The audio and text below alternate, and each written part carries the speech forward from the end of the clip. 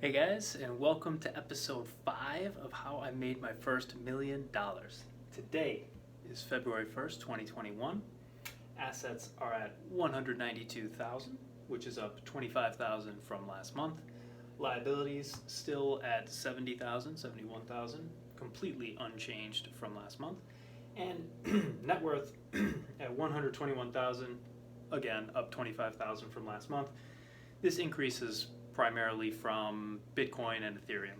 So I forget which one did better throughout the month of January, but they both did pretty well. And of course I own both, so yeah, things are good. So obviously 25 grand in a month is nothing to complain about. Okay, so how am I feeling? How am I thinking, and what am I doing? Well, I'm feeling good. This still feels like a game to me, like a video game. It doesn't feel real. I mean, my life doesn't change from day to day.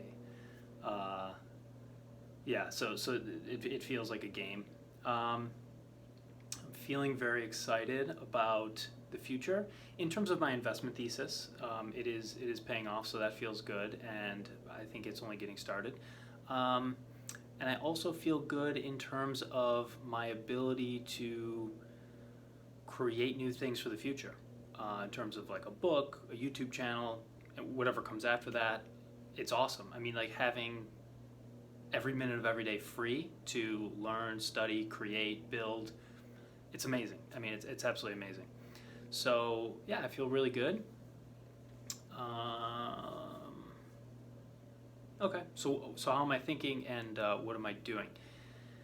So yeah, we're recapping the month of January here, and January 2021 was a big month for the country, and by extension that means the world, because we have a new president now. Joe Biden was sworn into office on the 20th, and Donald Trump is out. So that obviously has profound implications for the United States and for the world at large. So I'm thinking, there's going to be a lot of social programs, a lot of money printing, and a lot of attempts to tax the rich. So that means it's probably going to get more and more important that I grow this number strategically, and that I'm paying attention to tax implications. So I'm thinking about that all the time. I'm thinking about offshore moves, potentially getting an offshore bank account or two, offshore real estate, one or more properties. Obviously not with this amount of money, but as it gets closer to $1 million, it makes more and more sense to take 100,000 or 200,000, buy a property somewhere. So yeah, bank accounts, real estate, offshore businesses potentially, even second citizenships, passports from other countries. So that's how I'm thinking. I mean, it just makes a lot of sense to have a plan B, not because of Joe Biden, not because of like the Democrats are in power, but because it doesn't make sense to put all your eggs in one country's basket. It just doesn't make sense. And I've been thinking about this for years, but I'm starting to take it more and more seriously, especially as this number starts to grow. I mean, it's funny, it's only 100,000, right? But it is growing exponentially, and I did a calculation. It's growing at more than 20% per month. 20% a month. If you grow your net worth 20% in a year, you had an amazing year. This is going up 20% a month. So I know it's only been like 4 or 5 months, but and it might not be sustainable. I totally get that. But I got to be prepared for it, right? You got to plan for having $1 million and what you're going to do before you actually get it.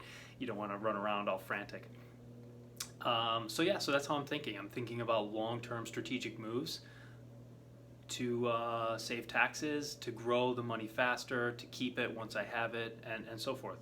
So it's really fun. It's another game within a game, So yeah, it's really fun. So that's how I'm thinking. I'm also thinking about growing my next project, like building my next project, which is a YouTube channel right now. And after the YouTube channel, I'll also come back to the Bitcoin book and work on that. So right now I'm focusing on the YouTube channel. That's awesome. I think I mentioned that in the month of December I hired a couple editors, so that has been amazing. I mean, they're really awesome to work with. They do a great job, and it's really fun to build a team and to grow together, and it allows me to obviously do things with them that I can't do alone. So that's amazing. And it also allows me to grow not just the channel exponentially, but I can grow myself exponentially because my time and my energy gets freed up to do different things, to be, creative, to try new things, to experiment. So that's awesome.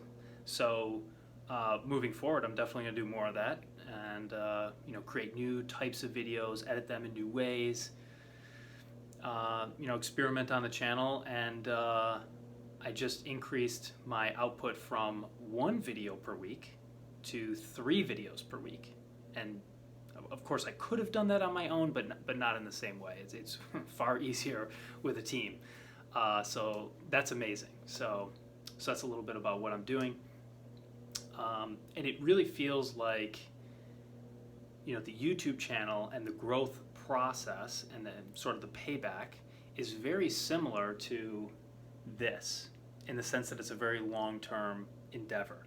So what we've been witnessing here the last few months is sort of like the payoff from work that I did 5 years ago and 10 years ago, right? Studying Bitcoin, call it 5 years ago, studying gold and silver and the US dollar and the whole financial system, as early as 10 years ago. Maybe more, almost 15 years ago now is probably when I started. So all the work I did back then, when I only had $1,000 to my name, and all the moves I made over the years are starting to pay off. So I mean, the trend could obviously reverse. Yeah, I could be wrong, but it does feel like all the work I did for many, many years is starting to pay off now. And the YouTube channel feels very similar in the sense that I'm doing a lot of work now, but there's like hardly anything to show for it. But years from now, it could be an awesome payback. And of course, just the personal growth is huge with this, with the YouTube channel, with everything. So it's pretty awesome. So I'm having fun with it. Yeah. Anything else? I'm still not working. I can't remember if I mentioned that. I haven't had a job in a couple of years. I've done consulting the past couple of years, but that's pretty minimal, and I haven't done any in January or December or November, and I don't, maybe a little bit in October. So it's been at least 3 months. I haven't done any consulting, so I have no income coming in, none. It's very weird. And to pay rent and buy food and stuff, I actually sell a little bit of Bitcoin every month, and it hurts. I don't like selling the Bitcoin, but I guess it's worth it to kind of have my time freedom and work on a long-term project like the YouTube channel. So yeah, that's what I got, and yeah, February is going to be a month of really pushing the YouTube channel, probably March as well, and yeah, we'll see how it goes. See you next month.